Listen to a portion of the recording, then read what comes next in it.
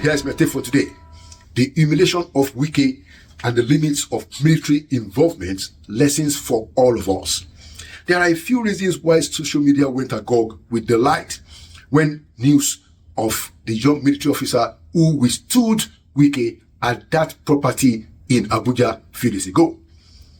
This includes that Wike, who is the strongman of PDP politics and is helping his real nation, to the distaste and displeasure of many.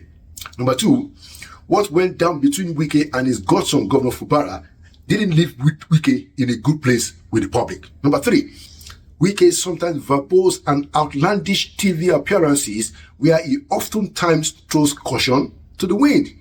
So these are the things that has brought Wike to be not in the good books of many in the Nigerian public. He takes pride in being the owner of Rivers Politics, and it was Wike's own chief of staff who said on national TV that local government elections in the state were written, the results were written in the government house. It was Wike who boasted that he would never join APC, so he invented a new version of the open desecration of party democracy in Nigeria's Fourth Republic.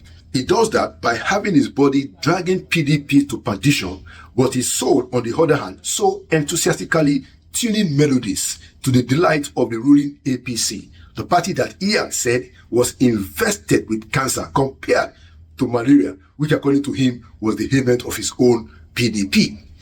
Besides his growing political enemies and foes, Wike, while doing some commendable work as Minister of the FCT, is perceived at best a mischievous entertainer in the public space, if not a very vivid reflection of everything that is wrong with the Nigerian political elite. So a few days ago, last Tuesday, when that military officer, the naval officer, stood his ground and went head to head with Wike, people cheered the young officer and they jeered at Wike. It was a dishonorable outing for Nyesom Wike, who was the former governor of Rivers State. It didn't look good. Whether this is the peak of Wike's sometimes crude mannerism, we can't tell.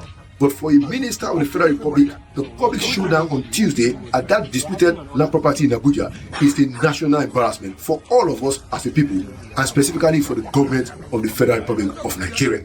So, if Wike was wrong to have marched to the place to enforce the law and the regulations of the FCT against another offender, then the retired military officer who deployed public resources to defend his private property ought also to be scolded publicly. Both of them ought to have approached the court to settle this dispute, not to embark on an illegal journey of self-help. That was what both of them did. They resorted to self-help. This is why the views of those who say this is a fight between two sets of power elites in Nigeria, an elite that is accustomed to an absurd show of raw power, where following the rule of law is an exemption and public interest at best a cloak, if at all it is in play. However, this is lost on many of those cheering and jarring one side or the other. The fact that this is actually a fight between two powerful elites, a very bad fight. Besides, should the military in a democratic civil government be interfering with matters of civil law enforcement, not being the agency responsible for internal security? Why did the military officers step out of bounds and step up to the arena of civil life, dressed in uniform, to assert their authority, without any delegation of that authority from a designated civilian agent, e.g. the president? At least on that scene, a troubled spectacle no doubt took place. Yet, Wike has the appropriate delegation of the president as the commander-in-chief. The young military officer, who has now won widespread admiration of many Nigerians, clearly was not unaware of this fact, or at least his bosses who sent him. Any delegation of order and instruction given to that cool, calm, collected young officer is improper, is illegal, and is out of tune. The whole of Abuja FCT is in the hand of the president, and he has given that authority to Mr. Wike, at least at the moment. Now, we've had the defense minister say that he will defend any officer in the discharge of their lawful duty, but let the truth be told, even if this truth favors an otherwise derided Wike, putting soldiers out there in the civilian space is illegal, inelegant, and improper, especially as the space in question is not an ungoverned space and it's not the barrack. So, in the final analysis, just as people are celebrating what is the defeat of Wike, even if he deserved it, We must remind ourselves that our patriotic and respected military rank and file officers in the military, and all of them, should not be involved in the civil spaces except by the express instructions of the appropriate civil authority and using the proper channels. Bringing in soldiers to resolve public and private disputes has become the norm in our society, and many of us have resorted to this trick, which has become a show of questionable privilege and access to raw power. That tendency itself is a sad commentary on what has become the sometimes tortuous rigmarole of civil law enforcement in our country.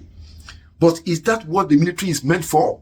Is the military meant to sort out the issues in the civilian space? So that both Wike and his military antagonists have not served the public interest in what happened on Tuesday. And it is to the president that we now turn to use this opportunity to redirect not just the two sides in this matter, but indeed all of us as a people to understand the proper display of public decency and conformity with the due processes of the rule of law. And finally, there could have been an accidental discharge of the bullet. Wike or people around him could have been killed, and vice versa. And that would have been terrible. This is the reason why it's important for all of us to reflect and be sober about what happened, and for Mr. President to make sure that that kind of stuff never happens again.